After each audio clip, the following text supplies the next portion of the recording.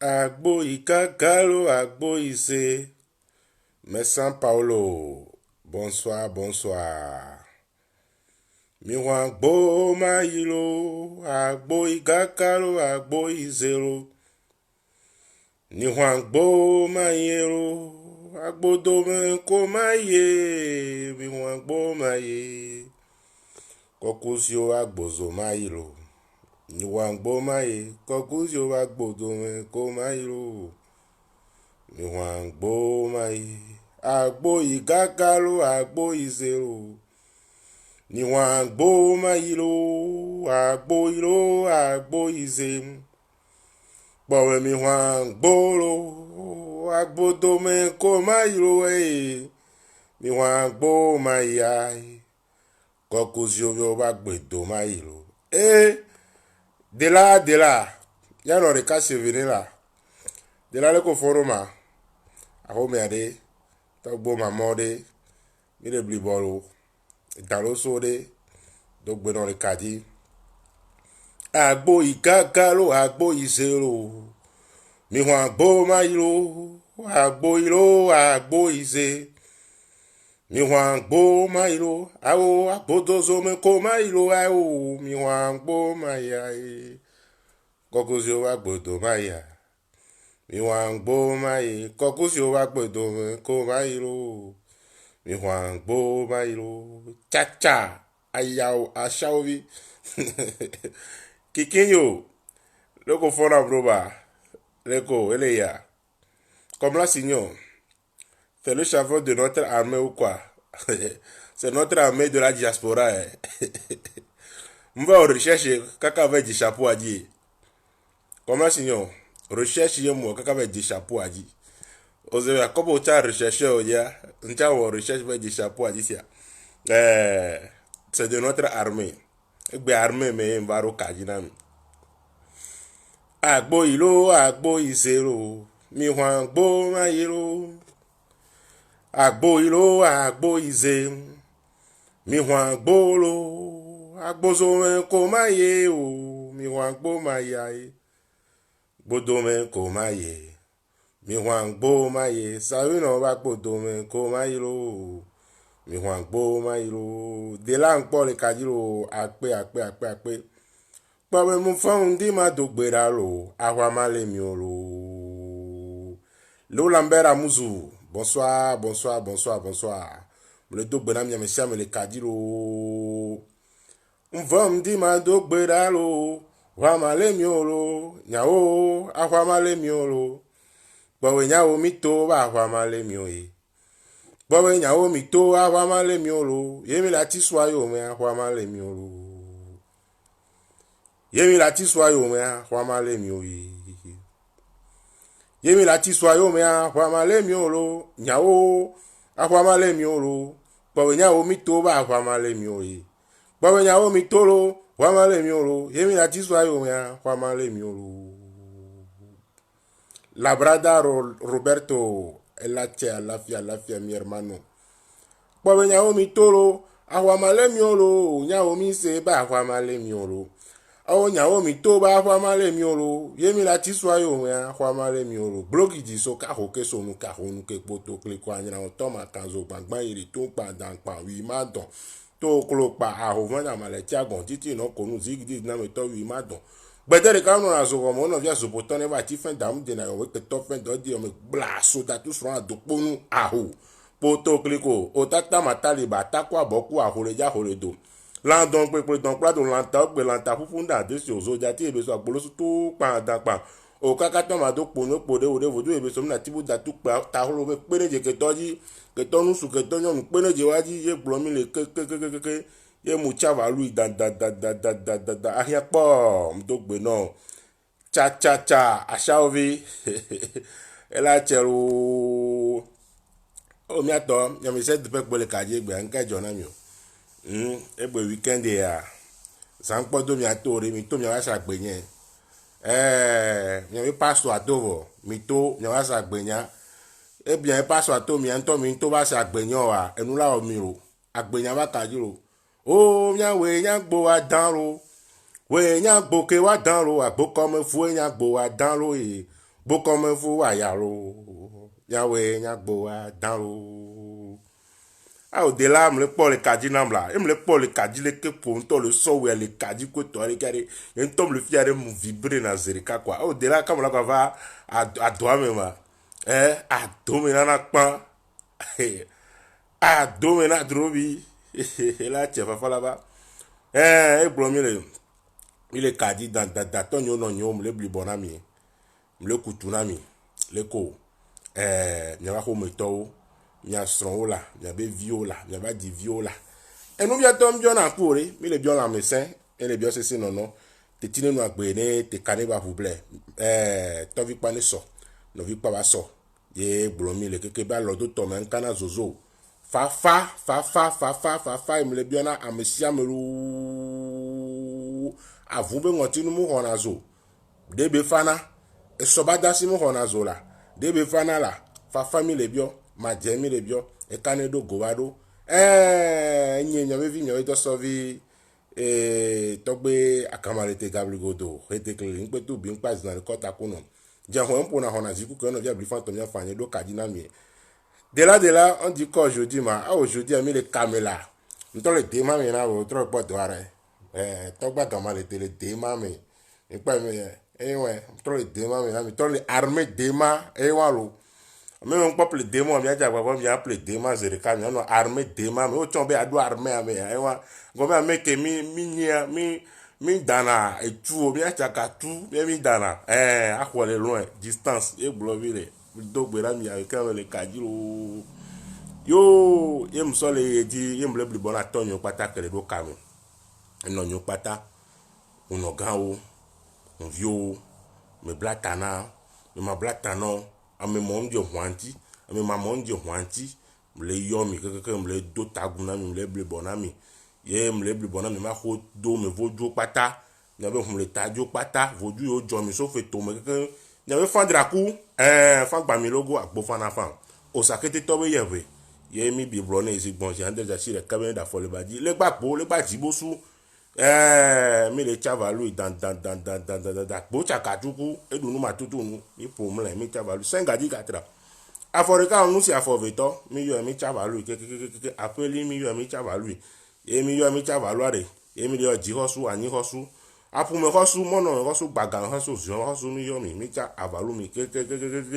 ye mi chavalu are ye mi chavalu kle kovoju no we povoju dagwaze voju hevie voju apipi voju mi yo mi e mi yo kuve voju mi yo mi be voju ane ho voju ke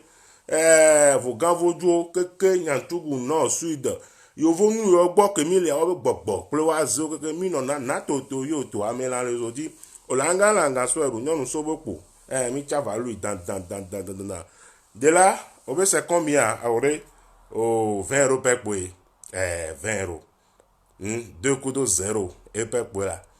deux armées avec voilà 2 coups de 0 per boy miami lo 3 coups de 0 à 2 coups de 0 quoi on le déma monsieur là ba jewadi et de là o ba lo déma ya oui et doit gban de là o ba lo déma ya de là ba jo kaka o pote faire et doit gban no bo la gban du là e wa nkare ji o do gbe no le e kadira ye mi le yeji mi le chavalu to gbe awe ye mi le chavalu anigba keji mi le zon la anigba baba no baba dokuno okle gbeje ku to ku do ri ma hon mi fo mi le keke egu gbadagli wi da gave mi chavalu ke ye mi chavalu are ye mi le chavalu panko ko asan buka mata jakaloro mu na sebevi o mi chavalu dana santron be pelulu ebe ron ma de ko to ku la be pa kula do ma kula do ebe le moji le po yiku to gbogbo na mo be yin dokuno mi chavalu dan lo su pepepe haza ko nka mi yo keke dan li savedi dan come dan ayiro wendo mi yo mi chavalu keke dan sisi no mi yo mi chavalu keke e mi chavalu to su peji gba hun ebe gba wo nu we hun la kuji la ba le yin lo po to ron la lo le gbe to si mi le cha avalu keke Teres Rojas saludos ye mi chavalu ade ye mi le chavalu tron ko fi jabaku ebe to yin jabaku la be so gbe de ma bia pa be dem bia ba gom bia be sopo sali ebe ven le pa be te o fle chaka be le plonja me hono ti te yo a hotepe be bla tchatiku bla kakaku bla tugbeja gbojaja tugbeja gbojaja kun posun keke to be so ko no me mi le na be ku ka be be sa me je pro de jara po ba den te be ba mi akobe poku tiku e be pa gbeja gbe kele poto sanu poto bubu ya bo mi no gbe go to mo nje gele men oyo kofi mutore kofi le toto ke be toto kofi ahila kofi to adu be se una na mo na mi chavalu mi da trobu ya bu akende Franca Demassou allo Franca me le pole kadiwa ma allo Franca me le pole kadiwa ma Franca contre l'armée dema mena we le contre pom ro gbero contre l'armée bere dema mena Demassou ye le kadi nya kam doare gboro to gbeno da le kaka kadida jiji pese a autant ni bevi mle blibona o nya kwata mi donu dolo nya kwata mi de kodo autant ni bevi fona le kadia ijo dina senkole e kadie yo tanyo egbe a 10 po mi le ya problem ne popo mlo mo to na mi cha mi gba le vechan la mi adon wa roto wan de nyen kam le ejo wa yin na wo wa mi le vechan e don 10 acha e tanyo emi 20 acha tanyo emi gba retirer ja le vechan soustraction acha e tanyo soustraction acha wa na mena a loko na addition a te va fonctionner na cha fa donc addition te va na be soustraction va fonctionner cha fa aller à l'école aller vers l'école à prendre la tigaskia et à gbon bo wo mi jo le kaji emi so le yeji emi so le chavalu to gbe aware emi so le chavalu trobu ya bu e ba kende botuku idume gbotuku e be ugaga mdo ya vo java otuku ya do ya ba kende ba fo papa mdo na keku da yin more ani mata mdo na keku da fo papa ba vole kaji be tata gro be wechi gbegble npon na gan be gamesula be gato be gamesula ba gba wa ne gba ro ne ma so de gba wa ne gba ro ne ma du de agba wa ne gba ro ne ma so de ro gba wa ne gba ro ne ma du de o ko ja gba wa ne gba ro ne ma so de me gba wa ne gba ro ne ma du de Franca Demassou, moi-même je vais porter béret là bientôt. Ah ça c'est sûr. O trop de béret à le boyer to et ya sûr Franca Demassou trop de béret à le boyer to tableau. Trop de démarrer quand le bonnier. Franca Demassou trop de démarrer quand le bonnier. Et on a trop de démarrer maintenant propre. Maou, mi coup de là, elle a djemiade. Oui. Elle a djemiade. Et mi to le démarrer qui est trop le pore qui a to le portail que mi ya kwa volo. Et comme mi to le portail que mi to mi ya kwa volo. M'da fort. Demassou. Yo, emi so le ekadi. Obe ya kalo gbe ya kai. Yaya kalo gbe ya kai meketona obe unto edrova. Obe yaya kalo meketona obe unto edrova. Ame o ya mo gbo. Ogame game ame o ya mo gbo na ogame game. Ame o ya mo gbo. Ogame game ame o ya mo gbo na ogame game. Obe yaya kalo meketona obe unto edrova. Jean DiCaprio. Loko ndo gbe no le kadi yo tan be vi o no yin be vi o ndo kadi na mi egbe mi gba ponu po vire mi gba plan vire le mi no no gbo mi jina hare le vi femi kenyi ha o jina hu to mi ke ha won gba le ji egbo a mo gba si ha wan to egbo o ma tro jina mi nya sere kadi o be pele tume na o ba zino ma du we be nu kere tume na wa pele tume na we zino ma du we nu kere tume na wa po pele tume na o ba zino ma du we be nu kere tume na we pele tume na wa zino ma du we nu kere tume na wa pele tume na we zino ma du we le nu kere tume na o pele tume na wa zino ma du we le nu kere tu ele mele kako kakuriga takriga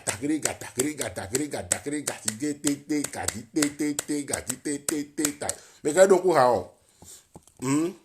me ka don ku ka o pele tume na wa me ka don ku ka o jiji pese yo apero la mia kweta mi blibola Léo Joris le t-shirt demain je peux le trouver où ça dépend où tu es ton baby Léo ça dépend où tu es ano demain maintenant e go me mianto mi abe demain agbobunu no na agbobunu agbobunu agboa agbodem no na agbobunu awo elajan mianto mi abe demain mianto mi ado ye gbolo mi le agama le te gabli go dodo kadina mi e kota ko nyare e ba lilo e o la san la wa lilo ni o tu wa da si kota o ba je sa me bu be kota o ma wa lilo le aujourd'hui so be France o problème pepe mlore o France ma post roda we post sa kan vite fait pour venir pour la le France atwa do inbox me na npa mi atropọ côté wa gbo e gbromi le kekekeke yo pouvons-nous trouver les t-shirts Dema s'il te plaît togbe Franca Dema so Dema en direct le nto gbonye pa phone Dema hokwe egbe am to le social le kadilo e go be jijo npo ton e be vi npo no e be vi le kadila npo ton e be vi npo no e be vi le kadje jima joma Franca Dema so ka ke mo dro pare ma poster phone là elle va do bo cha et moi donc ami do le kadi mi so le de là le pour le kadi là e jojina le poton be vi no be vi le kadi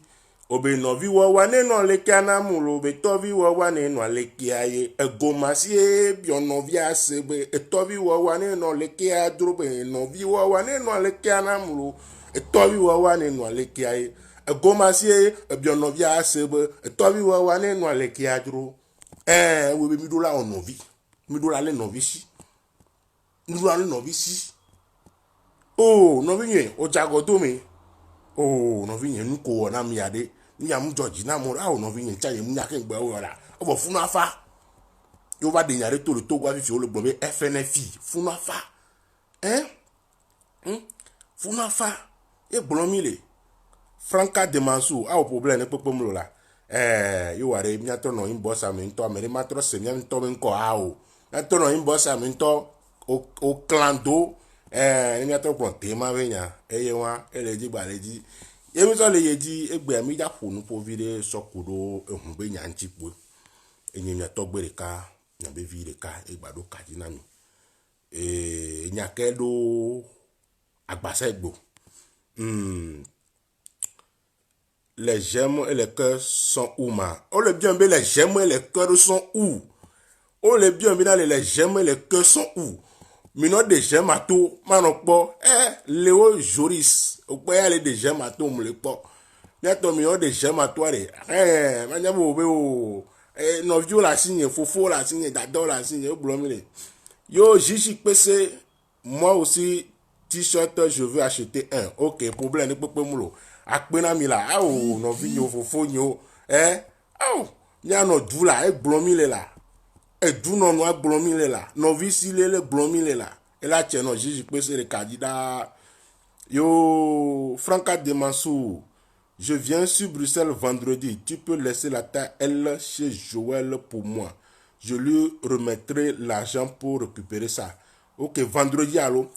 vendredi to va do vendredi to ja yo nglo na nya pa ma va kori bal fun ma va kori bal fun pa fun ame o le lo me a numéro ya wa comme la signaux so dans fun ame o le lo me a dibe yo appeler Dema t-shirt numéro al fun o la ho le lo me fa ame o le join fi yo de fi wa poster na yo ko to wa stock nya elle va semaine prochaine on stop avant na le rock me non nya chance de ka donc avant l'Europe nous va semaine prochaine à stock là-bas donc à me là dans zereka nous non dans zereka gamme lundi à ma commande à zereka kaka semaine prochaine be fin zereka t-shirt to là do douame donc à nya do inbox maintenant cha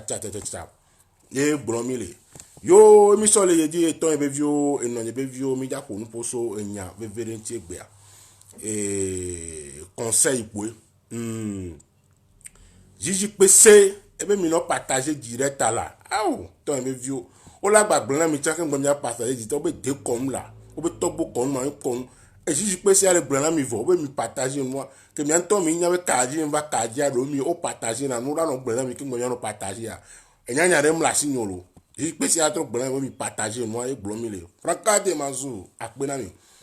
yo conseil vide pour be ma so va na le e kaji le e gbe ben keke me nyi bele ko gobe agbetola do ado alo ado yewe alo la okon ano hume emi bela no hume ya e gobe na ela no san gbon me mi lo la o Donc maintenant, il a fait l'initiation. Il a connu les ancêtres. Il était connu de Moji. Et c'est d'où Léa. Nous l'avons laissé de cave tourner dans mes gbé. Que ni bena, il veut verre. Na ou non, ou nyenusu. Ni a respecté ne nebenu. Que mi a te kwa gbeano la gbegbo ya me. Mi a te kwali lo le agbegbo ya me. Agbevi de okomi di omi le la gbegbo ya me. Agbevi de kpoji omi le la gbegbo ya me. Kafla. La do yewe la home. Alors la do vodou la home. Alors do nous s'insérer la home. O nous sou, o donyon nous bo, a o nyon nous nous sou mi don, o tite po, o yewe bon nene, o ble yewe.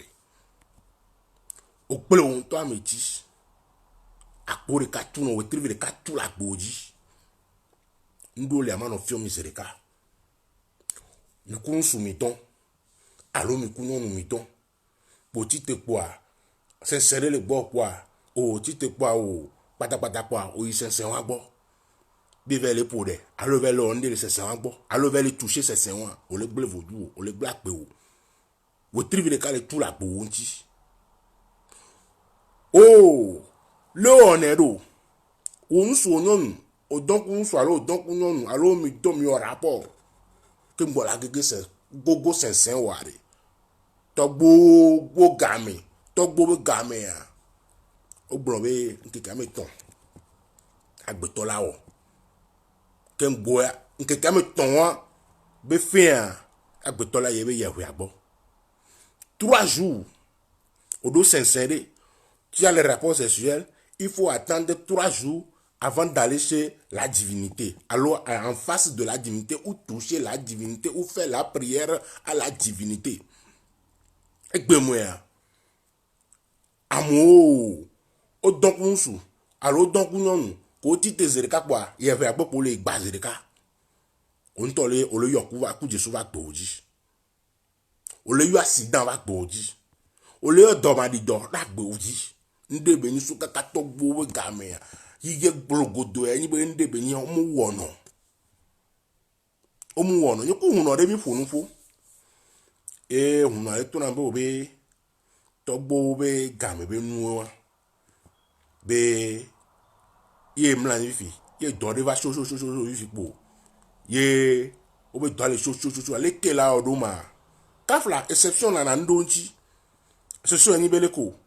ko tito ni hunu tito be dole va bang bon matin on te 3 jours wa la do amaze o la do amaze o la le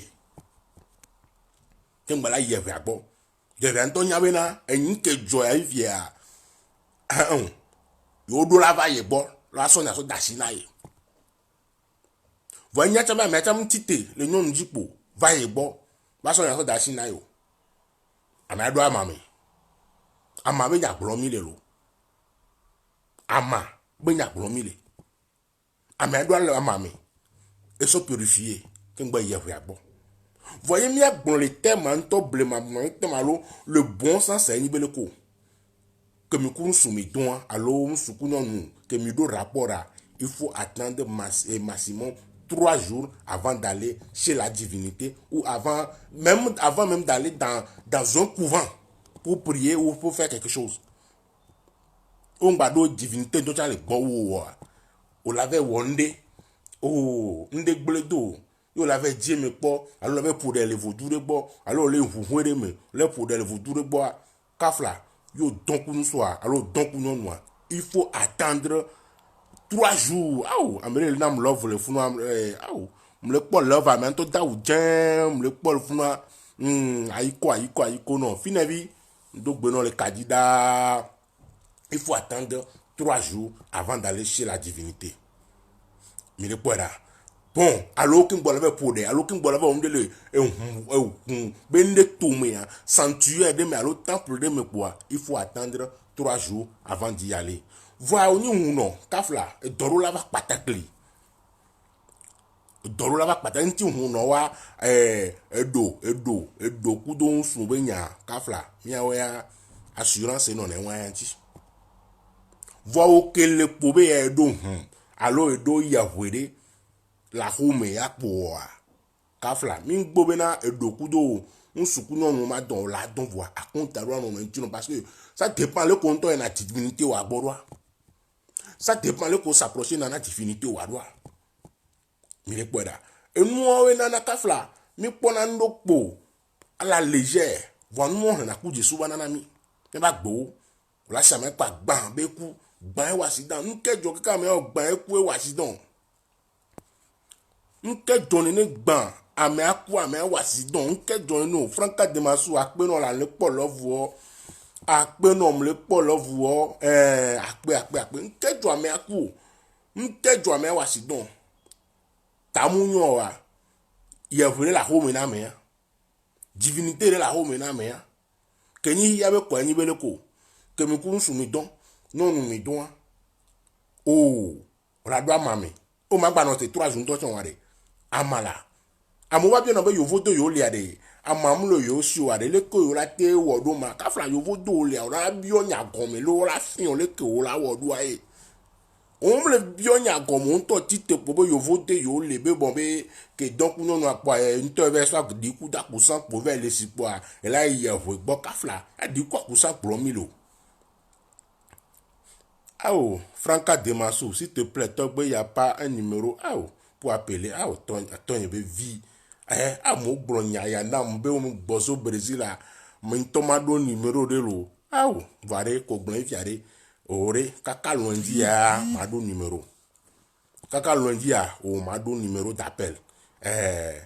Kaka lundi ya, mado numéro d'appel ya, quoi. Aussi, attends, il y a vie, Franca. Gamere a monté non yo a monté non participer quoi parce que sans vidéo na nya mo yo na vidéo mo participer na via Facebook a yemnyan ke va ko do mi o ma ga te ba no yo le vidéo mo e wa de ajo de fou quoi voir Franca de Mansou le ko gbon fiare ma jagbagba so ne be nyanti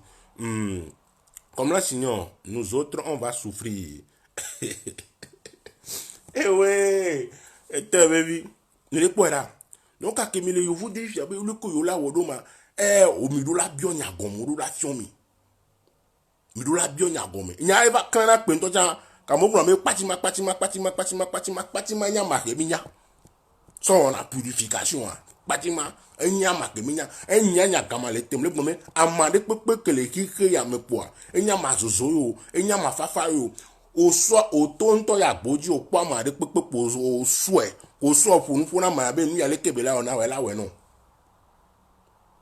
yo to ya gboji po amani pepe ko ogbopo eyan oru e ba ma ya po be ile gbeji npo patimo aso purification o po amani pepe po o so ma won ya po le togbo mo nko mi le mamo mo nko mi le jiko so ani oni amazozo yo amafafa yo enu yo ogbon la magia ebe gbe mi la do no o so ma wa la gbo ajia tanu a rue de l'évêque yole allo rue de enu ale kole ko soit mal rue a dit pour aller quelque quoi ko so ba home quoi to carry na show on to pompora maji e yon ngbo e ole keke il a de dile yenti il a purification pour a dit parfum dit on la le on la kwale lo exactement c'est la même question que je voulais poser aussi et pour ceux qui sont en Europe on n'a pas de feuille divine me le vie no be vi Franca de Mansou nya blomi ami lema amare pepe ngbe na gbe onu yo ba ma ya po agbegbe na ki ya amare pepe ngbe na gbe na ki ko ma nto nyi ya mi po era aman to gbere fion ya be na re ko nyam le fi amo na recherche nto to gbede e fion me le lo ko ne ma comme la signon lo ko na ju amero ma e du ame are le ko gba na du amero ma oh comme la signor 3 yo du amena le efi togbe le twan funu togbe be na de amade pepe pa maila ebe ye so na mare pepe so na do e togbe so mare pepe cha so do na wa ru la che no ya pe ebe onya ma o mu nya mo egbe ko do na ma ebe nu be la ono enya ogbo na ma ebe ogo mena odu afide kenyi be na ka fla gendre finevi akpe no kaka odu afide ka fla gendre kenyi be amakozana le tema waja ma amulo odo gbigbon o oli pepe yo vivi ma yo lokona makilo femisha yo amako nyamako zan dema wadia o be do funwa amaya mu nko la wo amako po la nyigba wadia o la chava lo anyigba to nu ye mi do na votu anyigba to do aye won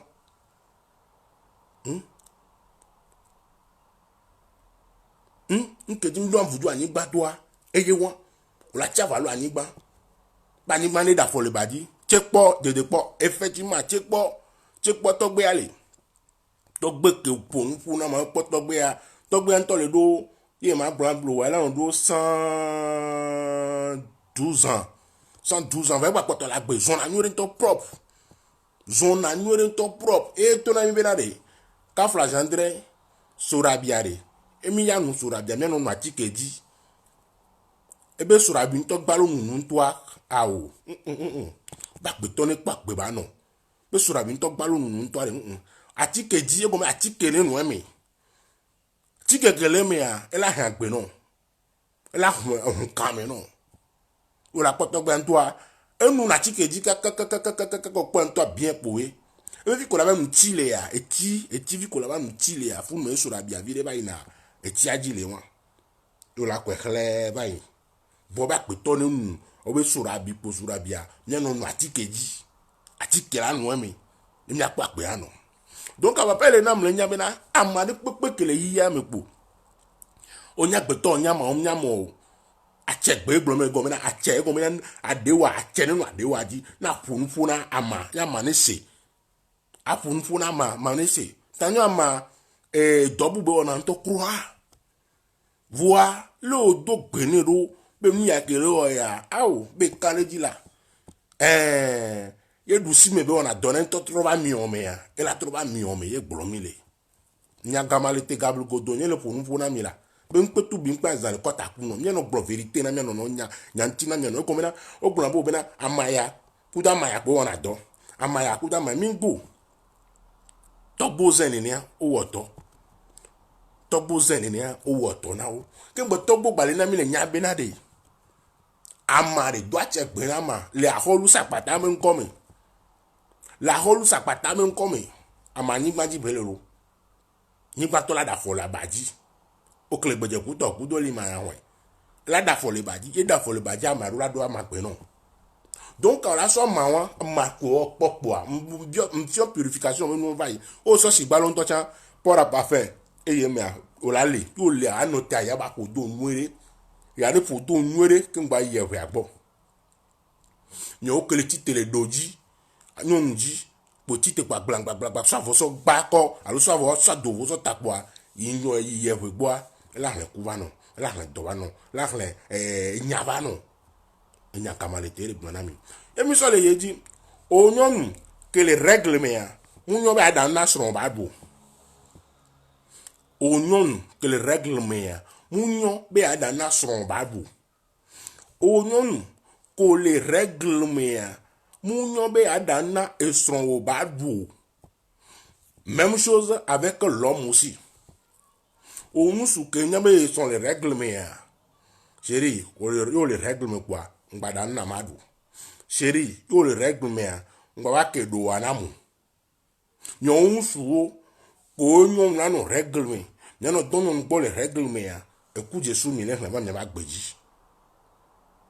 Enya mi le va me ba gbeji. Écoute Jésus mi le va me gbeji. Le décolumia et ya tosu ka to bobe game blema ka ba koro gbe antonia nya mi le gbun c'est interdit. La loi de la nature non là nos règles période de règles et nous là no to le me po wa wo nso po o po ne be nu po abe le don non bo règles mais menyon e go mena conseil que me na mi wo tro ya ka flalo mi jagbagba ne mi anwon conseil wan dare mi suivre conseil po benade e kamado be gomado ma enu so ba ka flash andre nyonu nto nyana ke ngbo won ke nyonu do nto embe nyonu ke mulu nyonu do nto nyana wona kudu aso ko nyu hum no alo nyu nu oto aso gbele vodu na wo fún mo be kafa pa be woli o nga gbe woli o gbe woli agble vodu anyi so un ti vio fo azantoro o gbe woli agble vodu e un si a o fo azando e gbe woli ae lo gbe woli ae o gbe woli ae gbe woli ae o gbe woli agble vodu anyi so un si a o fo azando e ra kafa pa se gbolu gbolu nkejo ma be o be la ta ki o be vodu agble vodu gbe woli e kafa e kenene mi le poda donc o non ko règlement ka floma dana son belado munyon o non ko le règlement ma katana un suo be ba don ye gbo de même côté que l'homme aussi conserve quoi. Il y a certaines femmes qui cachent le menstru à leur homme. Il y a certaines femmes qui cachent le... Effectivement. Hein? Mon nom. Franca Demassou. Effectivement, tu as raison. Il y a mis le blanc. Et nous, on doit cacher dans les benoît. Parce que nous avons les droits. Donc, mille bule mi asron mille bule mi asron mi anto mille bule mi adoko nyam le bile bule ma mille bule mi asron effectivement nous on doit le cacher na be mansuria ou la cacher wa be mansuria ah o chéri o en ko règle ro ko bo ve tutu na ke e wo mi na if ya nous soit le don agbo kaka wa le to pa be mon règle est venu mon règle est venu mon règle est venu et de fou et de fou et de fou. Exactement, aller le cacher pour gâter le afin de leur conjoint. Oui. Hein? Aso bla fana be conjoint quoi. Aso bla ba gbe. Aso on todo de son benade son pene nyona mi. Ya keke mi akwali lo. E un so ne po gasika. E tia po dasika. E vini fon son fon. E kane do gobadwa. Oui fia ne be nua. O ve kenan so. Vo nya me na règle le mero. O ve tutu tamponner on nu keke ba kenan so be na so ne do dwami. Un so do so jo ke mi lo e kaka kwa. A se da pa. A o chéri règle va do lo. A o. O le black petona. E son votre le black petona on to do ko. Comme la Signon, elle te dit, je ne savais pas que ça commençait. Il y a qu'on a, ouais. Elle te dit que je ne savais pas, chérie, je ne sais pas que la règle a commencé là. Ah, vous voulez pour les vins là. Ah, pour la donne ah, chérie, il faut continuer. On soit que il faut pour le bon playa. Et donc, nous avons été vivre quoi. Pour une fois, ce n'est pas grave. Pour une fois, elle est un couvano. Elle est un dovano. Elle est un nyamano. Elle est un rovivano. Et quand on les doit mais quand retirer le cas pour là on vide le fond pour avec toi oh chérie oh do règle là oh ah chérie il y a des règles sont oh il vient de se commencer ah parce que la donne terre on a dit oh chérie quand on soit là bon oh c'est pas grave parce que laisse vivre le doigt mais nous vivons on laisse le doigt mais écoute je souhaite ta sinon va faire ago ndo gbono le kadi ndo gbono le kadi da agbedo écoute, je souhaite. Ah, ouais, vivre c'est mal noir. En moi, on soit pas. Ah, on a dit on était à on vient de continuer. Et gagner, et bétoya, on ne peut pas rien, et bétoya, bravo. Et mieux, et bétoya, problème. Et bétoya, et quoi va non, et le bétoya, et doit va non. Et comme on continue, on y en a qu'un bois non. Et comme on oublie, ma situation, scafla, saluté, que tout a les noms, saluté que toi non mais comme a hovi nous que ma onu soa via non no atso na mia o ya mu soa mi so plana mi pole que non le non no le dona mi lo non no atso na mia o mu soa mi so plana enya mi le gbon we yo nya non règle me quoi a hovi ale to le non ami kam lo ko na ma nu bara makoma o le to le non ami atibo voix ma voix o le to le non ami aja agba cha no akote ne to ntori ka ne to baba yi yo be do ne be nu me on to kwa ho bi o ke so pla lo la be la ja adinge ele ka e ka solo o be kan fan la o be ya kwa fan la e ho le kele la nu ke la no pe la pa no wo lo to gbe kita fe sama o amere pepe won ya na mu o kafla o nyonu ko ni ne me na makolo la tue ah oui ah mais c'est mi akara ya danka kami kan le kaju bo non ko be ya gblon na ma entia mi akpo be na en to je suis souvent célibataire Je suis souvent célibataire. Comme maintenant, agbeamea, aminto rien pas pe. Je suis souvent célibataire. Agbeamea, comme maintenant, emi va bonne dans ta nirika pele.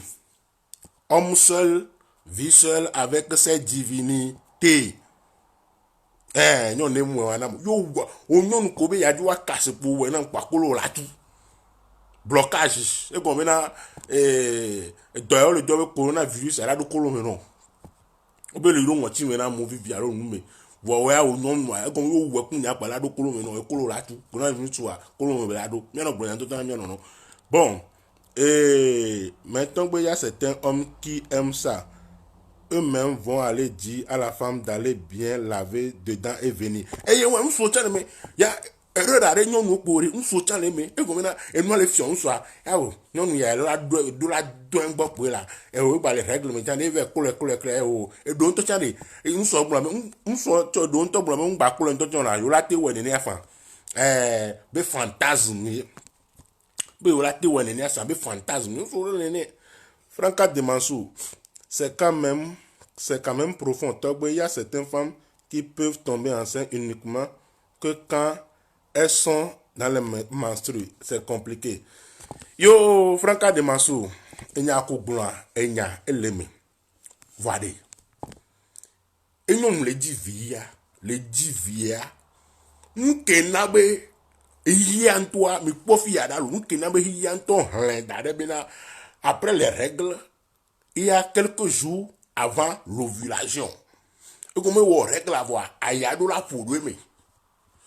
quand bois, il faut comme là-bas.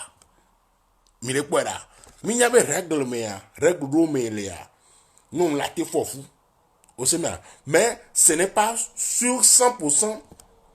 que les clients d'arrêt après les règles là, tant vite la vaille.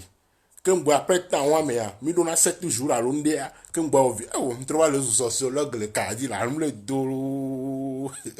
obi so le jadi yo donc a expérience quelque chose expérience de kama dalu donc mi blibo là il y a quelqu'un mi blibo mi do mi de codolo et mi so le dit les commentaires en et fia c'est coronavirus en haute dose coronavirus là ya nyami le blanc coronavirus nyami le blanc là comme non blanc yan toto là o nyon ko comme nyon nyana o so blanc na huno so lo le ya o yo la blo wa mu fu wa be huno alo huno ke o ku yo le ya et nous piège on peut vite fait bien fait quoi voir et voilà, au black basana on qui me mille poira mi le blanc de là célibataire ma ya célibataire là vie seule là ya allo on dit m'a retiré moi les communes vana pour comment ma célibataire bon sans enfant à domicile mais enfant à l'extérieur il y a une composition de ménage il y a dit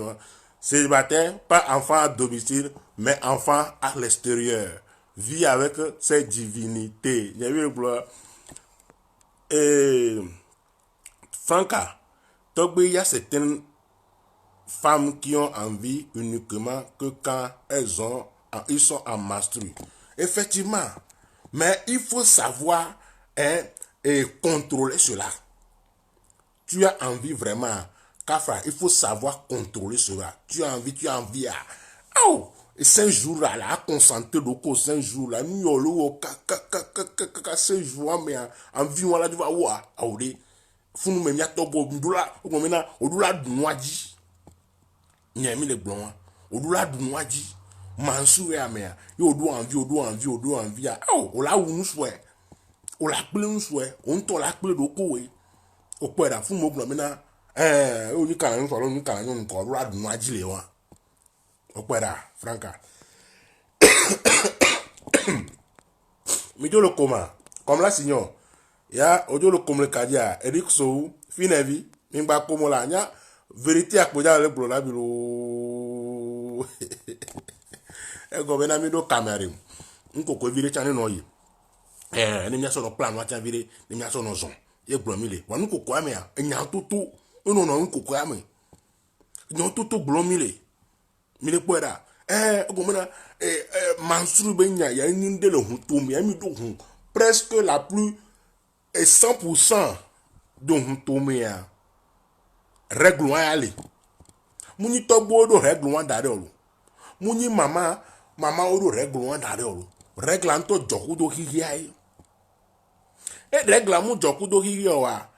hihia la be période de règle la femme peut être enceinte opera donc à que me jokudo hihia be quand il y a la règle il y a un petit temps ayadu la pour règle mais règle la pour comme et nous me do la non réfléchir que moi comme mi no gbonyan totolo et moi me réfléchir voir que me à partir de tel jour à tel jour là ovulation wana mi le kwera Franca Demansou tombe contrôler envie sexuelle elle a munya be egbe génération de mi te va le contrôler mi le kwera egbe génération contrôle va non difficile na mi le kwera voir to bobo gamea enu ami na ne pepe na o enu ami na ne pepe no envie ami na ne pepe na o vo egbe me a egomena excitation lo va le egbe me tellement que mena envie a egome envie va le plus fort ou mi va envie am non plus fort ou mi mi kwera envie am non plus fort ou mi et envie le plus fort ou on to ve 10 moyens de là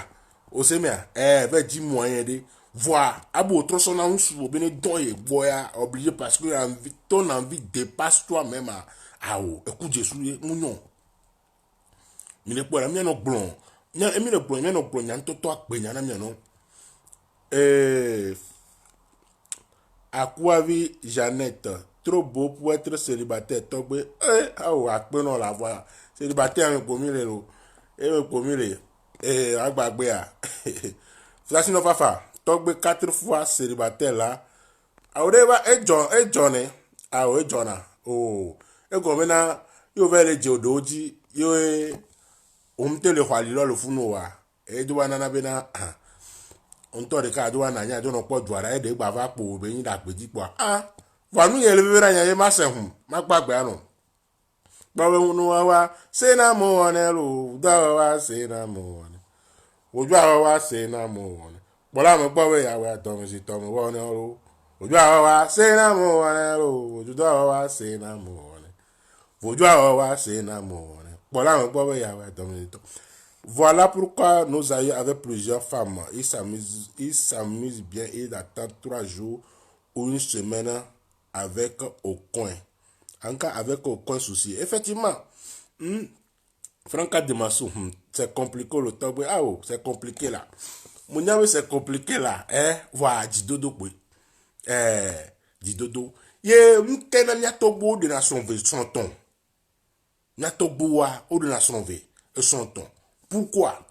C'est pas franchement pour une vie sexuelle. Ah oui. Il y a tout bon ma brenda me bon que tu non de nation ve non. T'as pas non doit hasi to o le temps. Mi no blon vérité dans non hasi to total. O to bon non. Il y a tout bon de nation ve. Et son ton. Nkejo. Puis non les règles melia et n'a pas godo.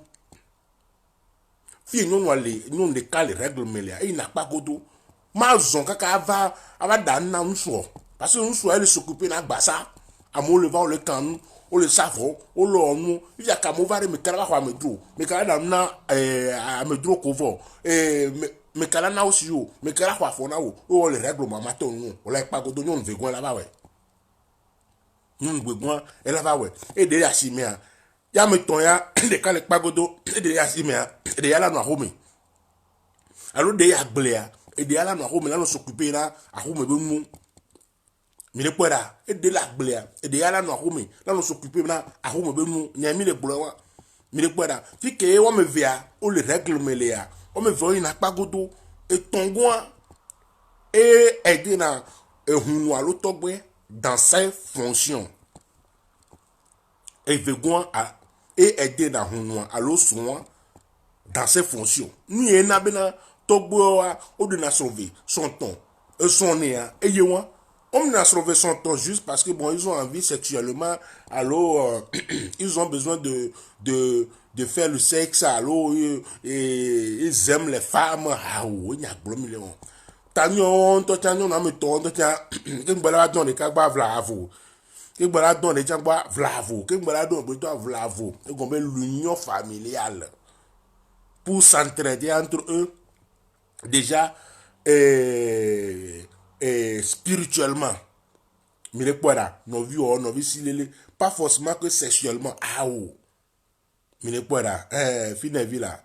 comme là sinon agbedo. À mon moment là, c'est bien c'est pas parce qu'ils ont envie de se marier avec 2 ou 3 femmes. Et comme on a français, ben va les femmes comme dans 2 amis quoi. C'est pas parce qu'ils ont envie d'avoir 2 ou 3 femmes. Non. C'est quoi bébé on bébé et beaucoup que au livre ayame glan les dinu sous alors kafla les dinu po enyon yava olale enyon yava olasode enyon yava olasode ya mi da se bébé nya o go be na de togbo be nya gbon mi le o be nken ti togbo de na son ve son ton nya gbon mi le ma e go be na me gbogbo le ka jo bo nya ne be mu o nya ne be mu enyin dia ndo an fi o mi ka di ne mi anu dare mi anu nye dare mi anu fo mi me vio e gbon mi le on be hu na de son ve so to parce que el vaut dare ayabu emi so le nya be enya oji yo enya tongwa ke ma gbagbon le ese o be nya me le yin bele ko citron asa citron ai vodu bois menyon asa piment yebese alo adu yebese be npo ai vodu bois menyon José Lova bonjour adu yebese be nu ai vodu bois menyon ndo lo la agbeto la zan la i vodu bois menyon e na be lo la pole mi be hun to mo nto cha hun no fo na nde kemi fo na be vodu e sin to cha ma donu aha ndo cha bon aha kare mo va ina fa e je ma donu lo so ina ye ve agbo mi ya pon to cha be do la otona to gbe si pe nto cha alo la po de na to po fun na ina to gbe si pe be ko me e je ma donu le hun to me akpo be o du ye be se be npo wa ye fo gbo gbazika vo duro le amunyo nyo na o du ye be se be nuare o la da sia ya la fo do vire na to gbo wan kan to cho wono yo du ye be se be nu amagbale o to na si mi ta ya ka el na le jire ke na de jire ke pa pe pa bo ali lodo mi o la vo ju agbo e pe me a mi du na ye be sia no yo mi yo be sia no yo mi ne ke vo mi na vo ju agbo anu fo de ni ano ase mi du jen me vo ye be sia oh nya klo mi le o du ye be se be nu ade problème ni popom lo aya ne fo do nwere anu sireji ya mare le afia mu ka de mi to gbo nto ja ono o so na parfum vide kwa o to na de ke pe bo parfum to ta de ke pe bo to gboro nto le a ke nto npopo nko o o du e be se be nu ni gbo la foju agbo o so na amijen le gbon lo amijen o to ne ade ke ke ngbo ina foju agbo mi le gboda alo mi to gboro le a yo du e be se be nu ke ngbo la yi foju agbo o so na alilo o to na ye ke le ke ngbo ina foju agbo mi le gbogbo technique do le a mi do la nya technique won on to ko foju o les gens foju o be foju am le dinayo o les gens foju on dit les nom de Kadabi aime beaucoup de femmes comme là c'est genre oui wa kuja wa de ka jare le rechercheur ogba recherche na wa ya lo Simon Gorbache eleke Massim Eleya yo akpe yo lo togbe merci beaucoup pour votre explication agbedo tasi no pa fa agbedo no tala annoncer serré tetila no agbete kala vuble kalado ye golado ye gbomi le kekeke ye muso le enyaji enyame ni wa ke gbona mi egbe yin de le vevere règle ba le vorer o be hala mo ko mo sujet et le kona émission le fi pour na mo e hala dudu nkancha gbe to ma no du hala do eni sere antoa eta le vodua me gbogbo nto ima kwa va émission a di on gble ya va ivo vo gbe me a mi le yo voter o mi le yo voter a me 100% to dans le fi a au moins 90% o mi du hala kaka mi pote bia mi gba la me na la nto ke gba mi na un la o ni na hala anya mi na nko démarrer di oso anya démarrer di oso de ma ko ju oso a hala melio adu hala menyo de ma ke ju oso a adu hala menyo o yo nto ahosu o me a o la nya me hala du amenyo o la be obe ye ba ho me a o na hala ba ho me ya hosu o me ahosu be nya plomi le via ya hosu o me po o la do le me ko no ne be nu menyo egbon la menji e la ku jesu bana na me la be awo e wo ye fe akadopo la e la chachi ngela e le kakaso la le wo kakaka o wa o nya bo hala ko nto le fon le duga ja ga me le gbe le nji o e hala ko le fon le duga ja ga me le gbe le nji o ade ko lo odo nyonu abe go me e ke le gbe le nji o non les règles mais on so wa so ade ata o parce que tu as envie pour avoir ça ade aller forer même coup d'ade c'est dégueulasse déjà ça c'est dégueulasse et tu te rends mal et comme malédiction toi sur le corps de ko ji wa e mu wa gbe le hun to mi ni pada mu wa mi gbe le hun to mi yo be hu ane di na e kwa oba me nya hu sensia ye hu adi nana yo nye sensia hi ela di no yo nye sensia hi ela di no wa vi o mbe nye sensia lo wa ku jesu e do enya la be ya we le ke dopo la be obe ya we dopo la be le ke la ya ko la ba i church ko un to mo nya hu sensia un to o mo nya hu sensia. Trésor la diva, c'est quoi le sujet d'aujourd'hui? Le sujet d'aujourd'hui, les mia waro hune di la mia. Et c'est que ni c'est que mia poto, c'est que di mia non. Yo humba di la mia. Et ni sujet que les egbearo. Kim Berlin, pourquoi tu pleures? T'as les larmes aux yeux. Oh, j'ai pas les larmes aux yeux. Je pleure. Ma pleure encore. Nya rhume le nya le vieux ça. Rhume et le nya le fille et pleure nya o rhume ye o sebe o yem le pleure donc allez il n'y a so ba kajina mi egbe enya potia vire que maso do kajina me maso na mi le kajia le nyibele ko ka flash andre eton yo no nyu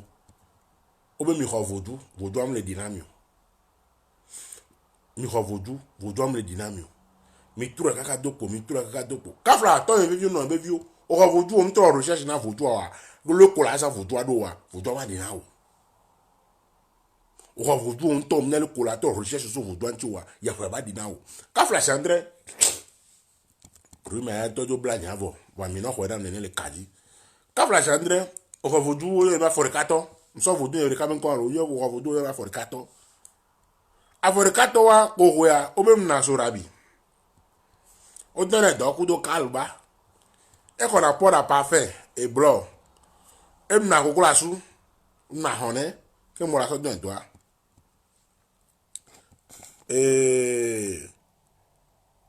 Kim Berlin, ou bien quelque chose ne va pas, t'es malade car t'as les yeux rouges. Aussi sorry que les ancêtres se protègent. Kim a au rhume viré pour l'emto rhume viré pour et le coup de fatigue que mi modi chaka kan boa ku to wa o soleil a jo le fun kan ba je fa femme le fia on to nya o jo le zozo ma jo fa femme le kia blana mento yena osia yo Aquavi, manger du porc donne l'hypertension. C'est la première fois que je te suis, Togbe. Je veux bien savoir sur le mangement du porc, s'il vous plaît. Aquavi, maintenant, on mission Sonia Wanjike. Et même, il y a le porc, il y a un bébé. Et nous pas que parce que la mission de venir au sang est Didi. Il m'a dit tout le monde, il cadif, il m'a dit porc. Pour cette raison. mi pera ma te tro mi le kadi fi mi gba pour cette raison hawo ndo la do no mi na go na mi ento mi nyato gba gama le te gablu go do em do kamle ka mdo na fetu mi na no mi na no nku na no to kaka fetu ba de na no to na e bro mi le bon em do ka nya bo ce n'est pas bon de manger le porc parce que le porc est le a on mi gbo la o be nkechi no amanyo Oublie kaka no me nto suja me nto kaka fetu mi na no ade no to agboto ni comprendre no agboto ko anya nya nto tutututu ya e bro mi le gamalete gablu go do npe tu mi npa zan ko ta ku no enya mo do kaji po mi nya na be na e suje ba pa mdo na fetu na suja akaka suja ka de nya to be mi ase mi anya mi aworiji mi apa pe ano lo obe nke se don ame ya ame wona nke se don cha mle wo ya lo be ma we lo menu po me wona yi e do e se don ma be ma we lo menu po me wona yi ori o ma we lo menu ya me wona yi do e se don lo be ma we lo menu po me o zore je gbe lo gbe tu zo aje gbe zore je gbe Betuzo ajegbe o mawe alo menu ya me wana o do ise don ma o be mawe alo menu ko me o tore je bagbo ato bararo tore ya me bagbo ato bara mi gbe da o me la fan viro e agbo ato nya o da o me la fan viro o agbo ato nya o lo ye kedeke ti agbo ato nya we iye o tore je bagbo ato bara o tore ame bagbo ato bara mi gbe da ome la fan vie agbo ato nyaworo da ome la fan vie im so le yeji mbo ho yehwe ku ho yehwe ade obo em na kukura su pora parfum kal bo so don eto ko chon po ba ko me po a o le ne parfum le ne pora o le gla kalba on les deux doigts, il y a vraiment les titres de doigts. On revoit plus de 1 an. Oh, voilà. Mais on vous doit n'avoir. Au carré du bois, on vous doit n'avoir tout le temps. Au canfar, on vous doit dire, on vous doit l'été. Au canfar, on vous doit dire, on vous doit l'été. Au canfar, on vous doit dire, on vous doit l'été. Au tofi, au canfar, mais ajibo souko baroyo. Quand au canfar, on vous doit dire, nous y a un clégolo. Bah, ben, ah oui, il doit être donc, quand on nous mon vigné, tout pareil. Yo don do yehwea do ko do ya ba ma o so do na yehwea ji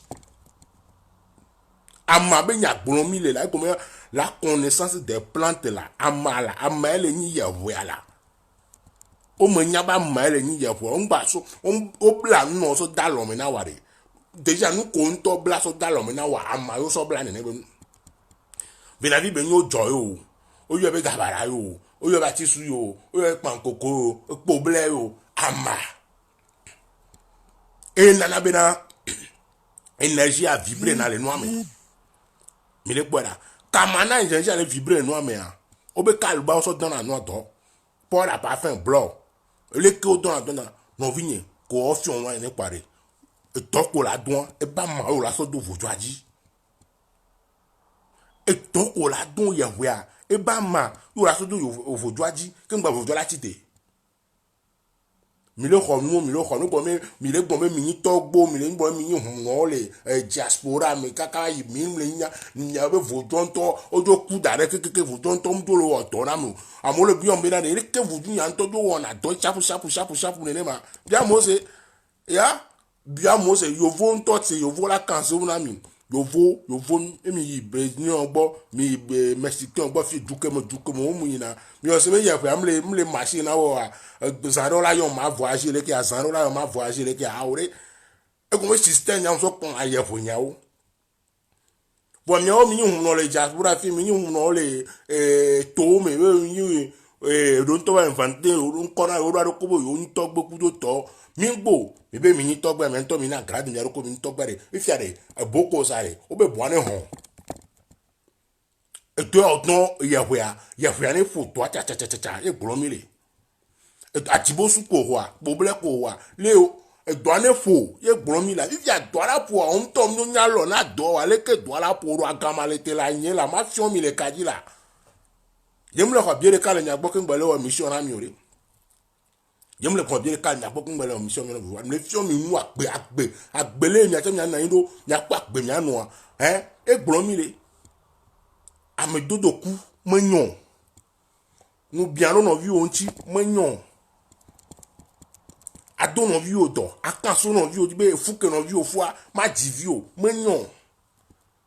verbla no vi o le yevere gbo le problème gbo la jibo su le gbo be no vi o ma po son do be son ya be de ade o son gbe ma yin ko ni o menyon o be o no vi oji o kanso no vi oji bla no vi o kan kalba no vi oji be na de ma jivi po pere le ba pe mo helu no menyon ma de helu mi ajipo enya kama le te ko ma pe ko mi na le to gbe ni mama ni o fi o mi ye hwe ado ma fi o mi le to gbe ni mama ni o fi o mi ye hwe ado eye ma fi o mi to be vi no be vi o le to gbe ni mama ni fi o mi ye hwe ado ye ma fi o mi no vi o le yin ko a o son kuri so do no vi o nti be o nko gbe ke no vi ale ye do la didi odo la didi va ngo do me poe no vi yin o le di no vi o to le ngo do mo on to chon to le yin ngo do me e no vi o le 10 o le 5 yo to di no vi o va 10 o to di no vi o va 5 on to va le no 0 ma no gbe ya no 0 ka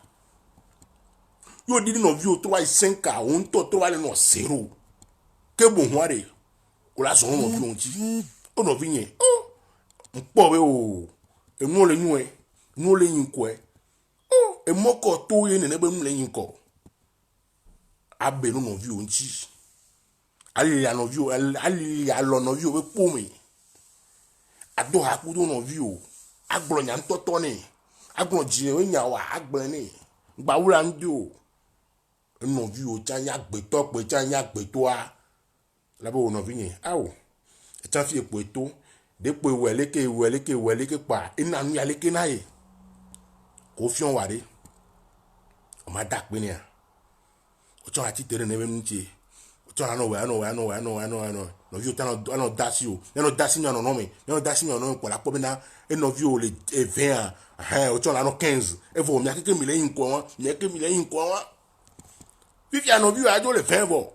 o jo le 10 o be ato retirer va ngbo vi ya ko retirer ngbo ngo yare ela so kudo aure ko retirer va ngbo mon frère on to ko retirer va ngbo o to va le no e 10 o to va no 0 ka en to me a to gbogbe mama gbe iye gborogodo a egbe ne be anyi gba keji mi le yo be sapata a olu klegbeje kuto a ka flash Andres ando egbe ne be nu erika ayome to yin be vi a o mto gbe no le kaji le ko fona mro le ko ele ya egbe ne be nu donc ando le ami dula no nya zonzon la gbegbo ya mo nya po ape anu obe le ji commandement nyami nya le ji commandement ho ke ngbo ba ngoro le ji commandement embe nyami nya le ji commandement gomera e tema ke di mi soa ni o me ji commandement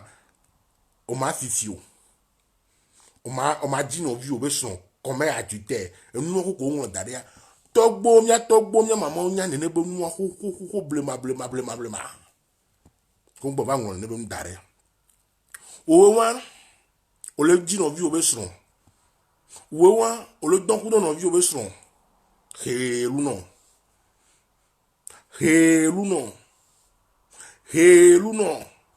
o wa o le egome no vi o ponyo nde a egome asonku do nyo anti boyara gomele siare kike gbadogo mi boya le ya mi bo agbale propre lo amede be nye de via nyon de via comme na o le po de via kaka auto le imaginer tamina de via ka flash André e zerika le funu e zerika odu kona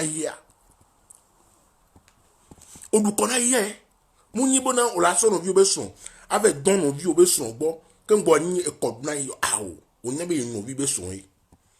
ke nya no vi obeson wa de tam nya nku vi la so la pon o po form aka ba yi wa de yo mi dak be la to ho no ma o chane we chama po de evo wa ason kuvi no vi obeson anti o le po lolo kele nkone ya mawu edule ba mawu ole pombo dome ya eno kpoji gbato somble o ya montagneuse ya fike gba fo ya ntole o ko no poser question do ko fike gba fo ya ntole ya ekpo ya somble o ya oli akpo ya jile ki ya ro no po gbegbe ko me de sha susu o keke ko le de susu ko le de no vi o be sonti nu o keke ma kafla nde benil hiya gbene ne benu hiya gbene ne benu ameson gomena eduami lele yovu nu gbo le eduami via egbeme no vi nyo dada nyo keko alo pli de afo do gbe alo pli afo do gbe yo gbo ko bo be yovu 2000 mon frère ma soeur yovu 2000 o le gbo lenji olo nwo mission ba isokuro alo pli we nyanji nwo mission ba isokuro afo do gbe we nyanji nyanto mi ngba ni vivien o mi subu na vivien o vire mi nyane nebe nu ego me na hiya do be se hiya e do be se ke nya pe to la respecter ne be si won la pa pe la no amero la kafla chandre o wa se hun ko wa se are hun ko le bon wa se are on gba do vodun to ta le gbo o alo ngba be ko mi le vodun re pe gbo Dieu au respecter la loi de la nature.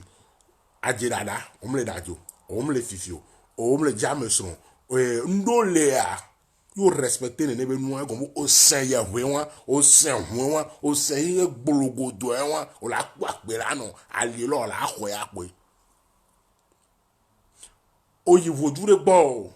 o mu ya vede bo, ya ve la si o, ya vede mu la si o. Wola home ntokpo balo popo o Canada hiye anto blogodo aji maunu ajipo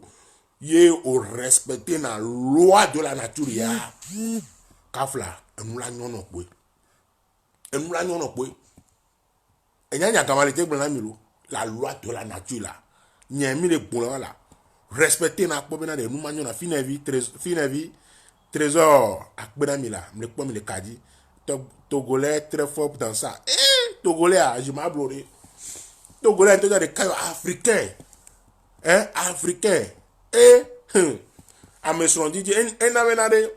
il y a un frère, un son, frère, un trop fond en quoi. Comme un yama, et son là, c'est comme un avec association frère, ils sont dangereux. Voilà, nyam donyon na mebe a donyon nyere pop voir. Oh là do problème Rwanda comme na yama va descendre pour obe nya nto dunye du le gba nya nto po a miami ba be obe na mi vele ovo sa le du le gba nka le gba nya gbo a nto le gba po nya gbo po miami ti te po be mi vele ovo sa ni le gba nya gbo a le gba nya la le mi adonyon nu po a be obe na yo ave no jinyon nya alo ya donyon nya gbo a o na me na nto ye ma donyon nu po a aba so fion frère nyo be nka ils sont très tranchants sur les réseaux sociaux même ils disent ils sont en Europe comme si c'est Europe on a intérêt leur condom et il y avait condom bical le bon condom bical au condom bical au condiment bical le boire Europe moi dit mais condom dans tema là tema audio de condom bical le bon ah tema audio di condom bical ya do là tema que du condom bical na c'est le tema dit là et c'est le obaté no kaka America no to toro me condom bical ou ale tema di belé là nyami le blanc obaté no America no to toro me au Japon même to toro me depuis 30 40 50 ans oh be trop japonais alors trop coréen mingbola tema wa de mu di le coréen alors condom bical ou ale coréen di le condom bical on dit le coréen condom bical ou dit le kaka le connaît ma Togo ba ni maji alors Benin ba ni maji alors Africa ba ni maji comme ru kaka la trop agbo ba fun ya po e se que le fun la ko ya po nyami le gbo wa et c'est que les fous moi et la pour et pour au bâton non tout autour de mi anya gamalete bon mi Carolina da Silveira ah oh ndogbe mi jamais le kadi a gamalete gablu goto on peut tout bien pour un zan ko takuno Ayi la gbolo ao. Voju aje tore me la gbolo ae. Ao e. Ao kura fide ma gbolo gbereji mati lu. Kura fide ye ma gbolo gbereji mati gbere. E kura fide ye ma gbolo ao. Kura fide ye ma gbolo gbereji mati gbere. E kura fide ye ma gbolo ao. Kaba ni no yi ao. Kaba ni no gbo ao. Ae ao. Egura vire ye ma gbo gbereji mati. Egura vire ye ma gbo gbereji mati gbere. Egura vire ye ma gbo ao. Egura vire ye ma gbo gbereji mati. Egura vire ye ma gbo ao. Kaba ni no yi ao. Kaba ni no gbo ae ao. Ae. Egura vire ye ma gbo gbereji mati. Egura vire ye ma gbo gbereji mati. Hey, swear, egura vire. Tikiro taki go to batiyo. Tiyo, zanta, zan. Ekura vire ye ma gbo gbereji mati swear. Ekura vire ye ma gbo ao. Ekura vire ye ma gbo gbereji mati. Ekura vire ye ma gbo ao. O kaba ni no yi ao. Kaba ni no gbo ao. Ae ao. Ekura vire ye ma gbo gbereji mati. Mano gbagbe na mi le kayaji.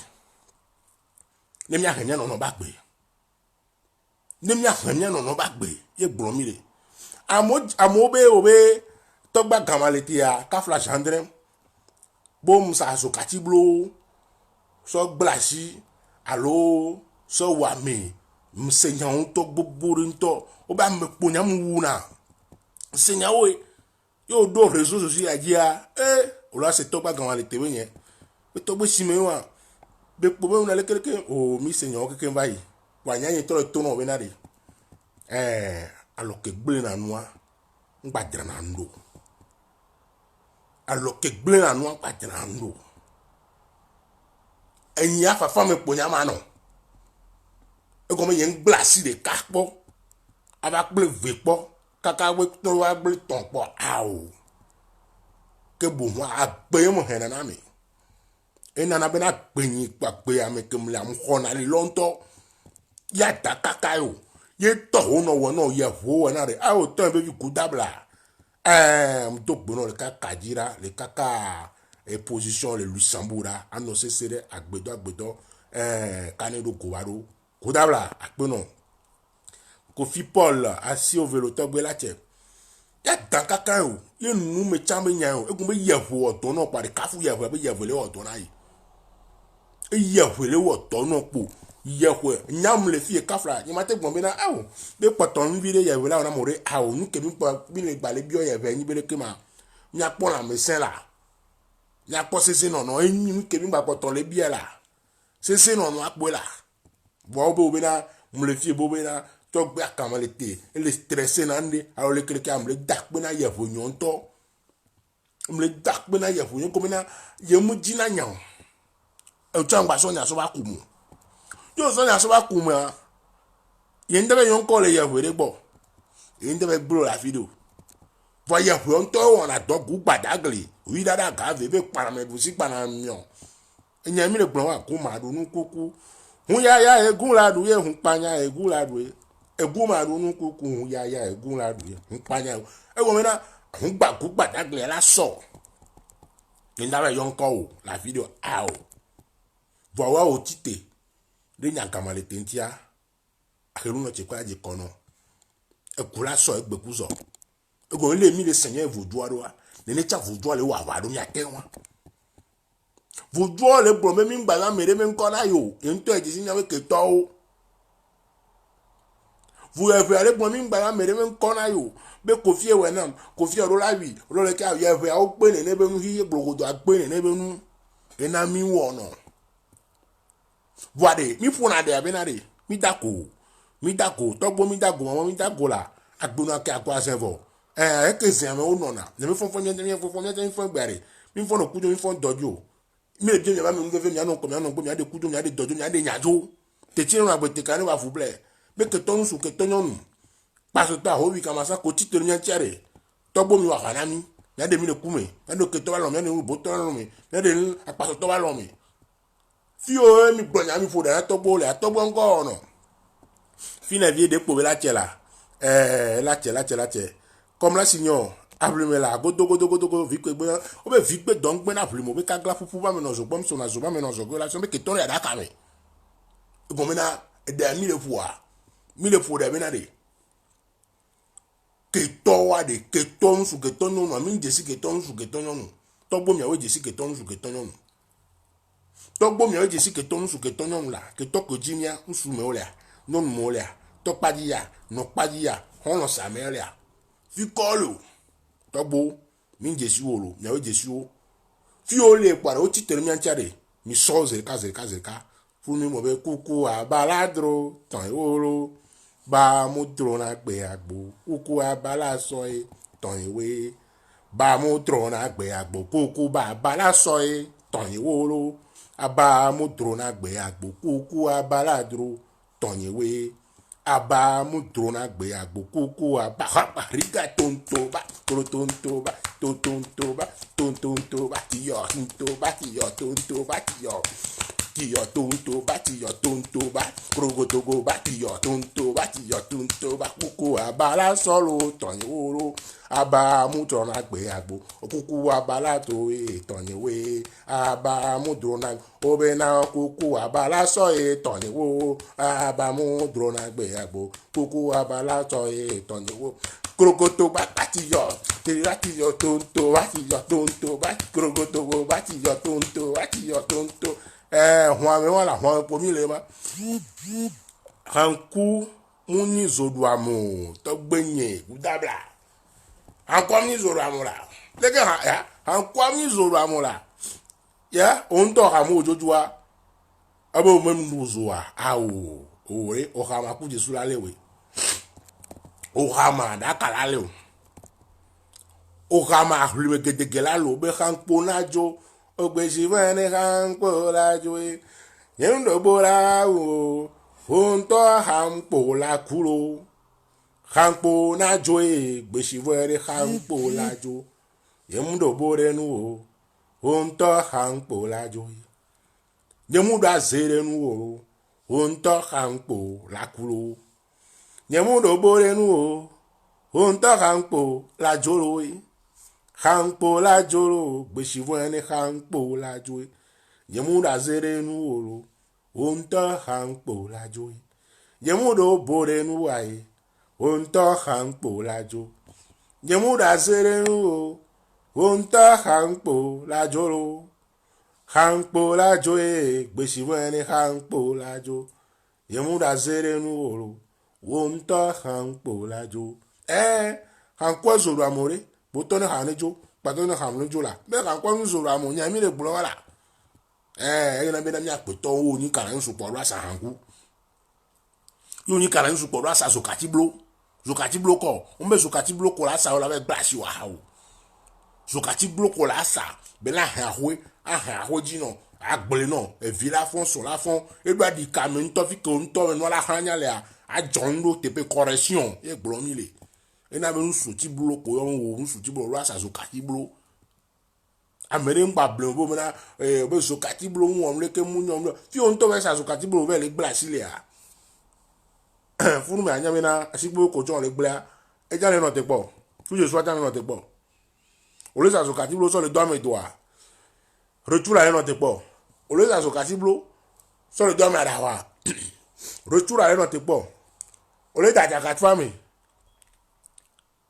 retour le no te po o le po asa me retour le no te po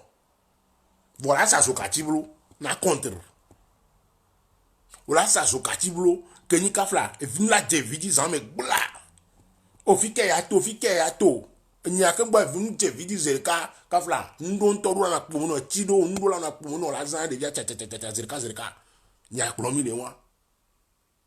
voilà ça zokati blo o la to o la no modifie pour la so adura so oh kale nu so blagbaja lo to keme luale kale nu so blagbaja to keme luale o la tu po adura so pla adura so ade nko la o go nya chiro la no ngbono nya chiro la no ngbono nya chikero no ngbona o lo ka chibula me boy zokatibula me kpo comme le verbe ouan que yo de verbe ouan ta beto se coup de topa be o ekpo be se coup de topa du pe pa la o be nu ke be se du pa mo be o fun po ka so vire ne pa jo o e du po be lo gbagba asan po kan ne ma nya mi de gbo o do adi ka me fun mo wa e ya ne gba ne ya ne hlan funu mi gba me no ibe ku anyo me ntoto yin ton va le po ba so mu ka jo ma mdo po no to ka be ya mu ke la jojo ifia ya o la jo un bo pe o jo sun po wi pacha etu nu yo po lekeleke a e ya défense ye o te wa me fa e ya défense ye o te wa me fa fi ko po ku o le po bo fi ya o so turo ji o e pacha e nu o kafla o to so contre bal vale ye o to so mitraille to vale ye kanu do gbe no o to so mitraille to vale ye nya ko jor fun be fun alajo hran ya o gbesale nto cha afupa ko do azirika ejima pro do kafla fi ko ve do fermer le ku de to ya de fuvire va gbesale eni bo yo re do di kameze kalka nya la hanze kalka la do le afupa la so gauche so do droite zirika to do le kia contraire zirika evo ama de gode e jara wa défense yero on glace yo défense ye afupa ko do le ke du siku do mion ko do le kia jima kpra du siku mion ko do le kia ato désir kala même ko me ka to pencher le ke ato to na menade kafla ma gronya tivile po na mi po ti a jo ya gba so nya amenu agbela te do afupa le kia ba mi no agbe abia se be na amenu agbe ya de menu agbe nyana nu me na agbe nyana nu de la te do afupa le ke ma patro so verbe so compléter ni na gbon ke la jojo ara ele eni zumeka Charles a mo ko gbe eni zumeka fi na we bo sa sala enyo le go mi to bo o sazuka ti bro mi to bo nto a ka flash andre o wo ye hwe wonu ko nto wo wani zuka ti bro nko so o sazuka ti bro wo pa gbe nu e baso wo be zuka ti bro o mso le wu amu o mso le gblasio o mso le jame soro o mso le onu ele ko egbe ami le sa gabara vodu pe le jame soro ku do gabara vodu mi le sa poble o so le jame soro ku do poble o mi le sa agendika o so le jame soro ku do agendika o enu wa menyon la sa agendika mi ngbo agendika la sa agendika ke ni bo onyon wa somme le show ou en cas d'accord somme le show il est seul il est malheureux coup de tort voyons non ne be nyon tout pour ni jibe a on vrai coup de a et ya n'était pas il calme fa o jibe ya on vrai coup de et non on l'indécisif non on tient lo la nyon nya ogboro nya no gboro nya ntoto nya no mi gba no force mo be kan ngba no force mo be kron ni on tell on your gbo video violent indecisive vo on to on so nyame na de nyonu ya de awo eleji la on to kudo la violent indecisive la awo nko la o ya ni te ikame fa ela ikame to prop aso da gbaji ezori su le gonvene fine anyame na ye o le ne be nyonu a on to kudo ale bene ngba na jineve ne be nyonu enyami le gbola wa comme là signor moi je veux ça tomber chap ouais chap be do ajiro comme là si je veux quoi ni america toi chap be do ajira bi to chap be do ajira bi to là il est pas na kem le gbona mia donc aré le de ku gana mi so katiblo me to me so katiblo munyo wa nyama to na me na so katiblo non je vais appeler ça deux pieds gauche de pied gauche yao au flore zukatibula enyon o sa zukatibula le kola so zan o nto le kola tro zero la po agbe anu e gblomi le méthode on peut faire agendika sur une femme qui t'est destinée et une femme elle est destinée non ya kwa que mi to agendiku de toa kafla et l'acceptation va plus rapidement. Donc voilà, on va y avoir on la bava o agbava do zukati blo a jandi kaku de quoi o. On va le dessiner non voir. Agbava no akudia. E ko no to la se passer naturellement vie kaba. Mais le quoi là, wa fike no ntoju wa pole kaka bo bele kega o ko mena no ndo cham yo na busu nto ina wana wa sana karuna mia mi jo afru na le kagbo no ndo nto le o mena o chan la tejima gbe kagbe vi o ni o o ba mo le jamelo o chan qualité wa déjà nto po ntora o be po abi yo ma nto so ta kaka ba gomera déjà on me le marque mo Ojan atejima. Ah, e wa ba vivi na made. E wa ba Charles Epanya. My brother, English no me o. Charles, English no me. And me no English. You go in ku English a mi chakwa. Me no English. You go English a mi do a travailler sur couvre ne quoi. E bro mi le. Il est quoi là? Nous nous allons aller mais on y mais qu'avez vu on y oh pas la thé de champagne à tétérama alors la thé de bière à tétérama mais quand on y et moi ya donadina muto et comme na funu me ya togbo on tok brenda re me na nous kebe ya te ya ba ho vide pa le ro kalba me hôtel le calme trésor la diva do traducteur e kayoji la be kan peu voir ciné mena be voix mi a problème ne pepe mu lore be mi no sesere kware mi a dogolo a ciné ne e ma mi ne kwara donc anyon ko lo ba no ne be ko de to wa e ala te agbaji calme la suivant propre ye be se vin to jan te vo jan to jan ji fan azon nete koro e gomena e do adika ku do la padika funu me o nyon to pe pour attaque baba me le non là le non je suis désolé là ni soyez poporo nyoro je suis désolé bare e me téléphone me dans le pour me le pour la nous ojo wale jojira me alors ojo on ku do mi ma ku de to ma e bo aso alo so do to na jo ro po etu agbeme la hi anto do be se ya gbeton hunre iyara to to gbeton tro bobo e bulo mile encha ta ka kamulo nsuro jiwa anyale kora ti le jinto jonre il y a des manières pour répondre à cet homme alors à ce homme au bulo na hoa manière la to pour trop répondre na neme nsu que ni nsu ma verser nsu voir mi do manière do que mi répondre na nsu que ni bena nsu apone kaka e ya fi be vie aro ya joa yo dénigrer les questions ta ka ba gome emnene wa ya joa via edio funu me enu joa clan pele wa boa eton be vio enu be vio mi le samedi ami mi ma gba pompo sugbon wi vayo te tine no ape te kane fuble e kane do ne gobado eni togbe agamale te gabligodo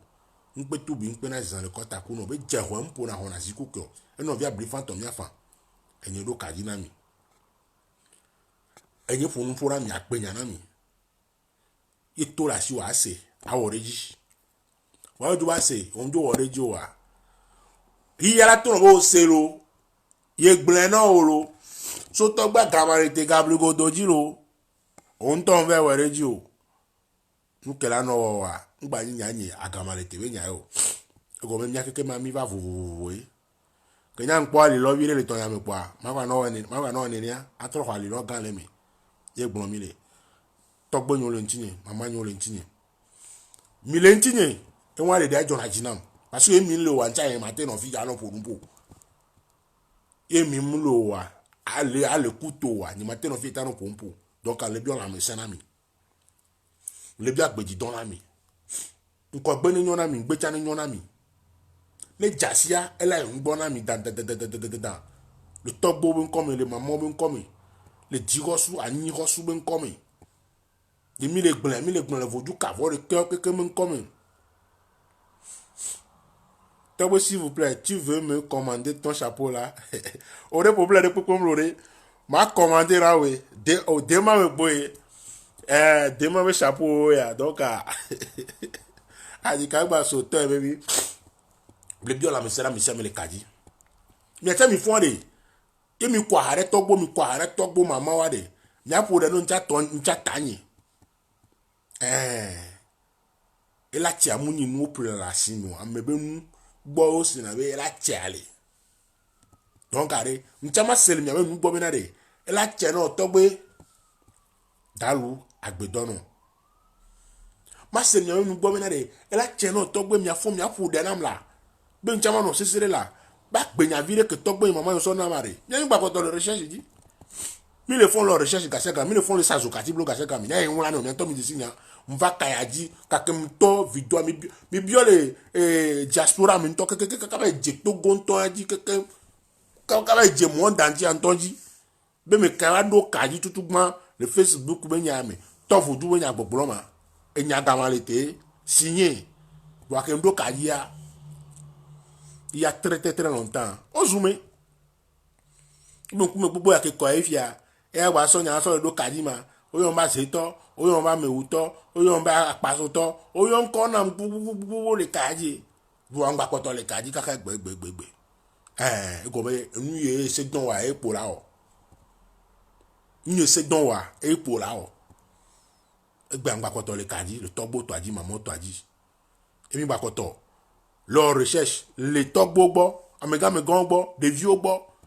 mi gba le cover me mi gba le idro me gba le plan go me nya jido be ni america mu ne fono imagine no fi pobe o to gba gamalite enya ne pepe kekeke mo awo yin ponyo gba poto le ple o gba te do 200 ans 300 ans nunya ajido be ni la no ple la gba poto no ple akpla vivin gbo akpla me ga gbo akpla no nusi gbo akpla me loko na ma nsusi gbo akpla evu nu gbo akpla ngbo ame bo nu gbo akpla ame gbo ti gbo akpla ye gbologodo ame ye gbolo mi le nana he madro ela che godoro akpe no akpe ano sesere ye gbolo mi le lo Carolina akpe na mi agbedona me mesia me Kofi Paul akpe na mi ame ko mi akeke le kai poa le do akpe na mi ya no sesere mle tourne be zanre ya même dans organisation de zanre ya France milia Belgique milia Allemagne milia fie mile poa ye fleur ça va do gaji e kaji pobe obe ntanda do janvier vodu ba janvier poa mais que mi aba ame yo npo visa wa ola visa mu yo npo visa le Togo le surume ya zanto pan gbelegbangba pobe obe to gba kamalete la do vodu ba jan le Belgique ya le France ya e visa la si o le no via application po le no programme po a verbio ola no visa le Togo bon comme le maman bon comme ola va e gbolomi le ke mi gbele aya efuero ela suelo ela wuere di da apo ndu chengula be jena po japata mto la be jena pa dia kotom nyana no be gono me dodo embe danda awala ja wakaba je gbolomi le ta flibom do awon wa da homo nyam ku wa nyam di e bale agbom se la ku nyam mo do no nya be so me se la do ta gu na nya ni gabono di me be fafa na me sha me da gbe na me sha me no to bo so amla ko kwasire ka vive okomina komina la no ko no gbe na me sha da lo su pepepe la no gbe na amsha me mami ata wo no la no gbe na me sha me ahol baba no la no gbe na me sha buba dagli la no gbe na me sha me agbolo su takli la ndo pe don place o ahole ja hole do so ka hoke la no gbe na me sha me e mo ku to ko mi ku ko ndo ka we ko mi ti ton ku so gbo mo lo la no gbe na me sha me amereji mia kuma kula glimido dora glimido enyala glimido se no ele biona milo se no ele biona milo se no ele biona milo mi ma to gbogbo mi na de mi da bion ne pepe la gbe ame so se no to gbo ogbre dare be mi gba bion ne pepe la gbe ame so se no vi onu fon o chan afon ne mi akonu ye gboro mi le lo fa faro da gbero si akoto le si anana anana wa we le si akoto si anana anana o mi ba o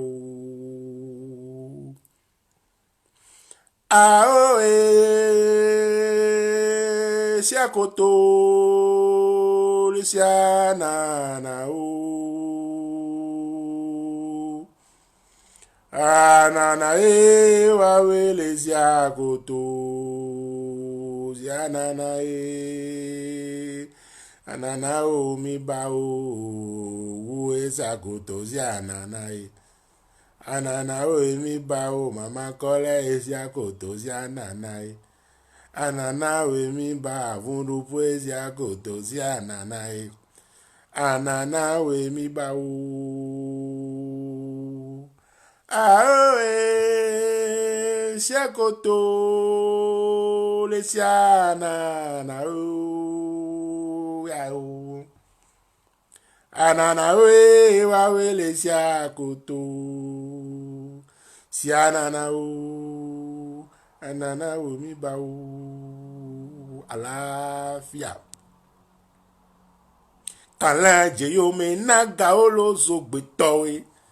kpọkala je yo me na fiowe zogbeto lanya kala je yo me na ga olo zogbeto we kpọwe kala je yo me na fiowe zogbeto lanya fafa mi le bi ona mi ikú kẹtọ́ mi dógò la gbangbaro gbangbale o agbangba ye gbangbaro agbangba ye gbangbalo agbangba mi dogo la simọdí mi dogo la gbelemọdí mi dogo kẹtọ́ sọtú mi sọtú mi dogo kẹtọ́ sọ wí mi dogo bẹ́ẹ̀ni ikú kẹtọ́ mi dógò la gbangbaro gbangba ye agbangba ye gbangbaro mi la gbangba ye gbangba o agbangba mi dogo la simọdí mi dogo la gbelemọdí mi dogo kẹtọ́ sọtú mi dogo kẹtọ́ sọ wí mi kú kẹtọ́ mi dógò agbangbaro gbangba agbangbaro gbangbaro agbangba gbangbaro agbangba mi dogo la simọdí mi dogo la gbelemọdí mi dogo bẹ kẹtọ́ sọtú mi dogo bẹ kẹtọ́ sọ wí mi dogo bẹ mi kú kẹtọ́ mi dógò agbangbaro gbangba agbangba gbangbaro agbangba gbangbaro agbangba mi dogo agbangbaro ìtọ́lá flida bó tọ́lá flida pàtó tọ́lá flida ro ọlá flida la egbùrọ̀ mi le la ya ìyẹn mi le gbùrọ̀ mi káró híyájí o wa kẹtọ́ la dùnmíyájí fún mi káró híyájí ya kẹtọ́ la má dùnmíyájí o ro egbùrọ̀ mi le mi yọ fàfà mi yọ dàgbẹ́ nfọ̀nfọ̀ fífìyà rẹ̀ bóbó kẹ́ nfọ̀ fífìyà ẹgbà ṣùgbọ́n tọ́ èmi gbàlẹ́ gbọ́n ẹ̀ta ṣùgbọ́n jáde ẹgbẹ́dàjà ẹbá nà nà mi ro pa nyabe fàfà nà mi ro wíkẹ́ndà nínú bọ̀kọ̀ ẹ̀kánẹ́dó ní gòmàdó enyi akamalete kabligodo nkpeto mi nkpez na lekọta kuno jefo mpu na hona mpuzi nkuko yono vya blifato ni afa nedo kadina miro afalo nwale doro nwale do nwale do kero nwale do na tonyo no nyo patalo mi iboye mi ibokute legba mi ibolu mi iboye bolu bo ibote omi na bolu ai mi iboye bolu bo ibote omi ibolu mi iboye bolu bo ibote legba gbo mi ibolu mi iboye bolu bo ibote sengaji bolu mi iboye bolu bo abele mi ibolu mi iboye bolu bo ibote fagbo mi jesu agbo fana fa sakete to be ye be kwangba mi logo mi chawalu mi blibo ne ro mi bolu bo ya bo kije yano kaji akpenami bye bye bye bye bye bye bye bye.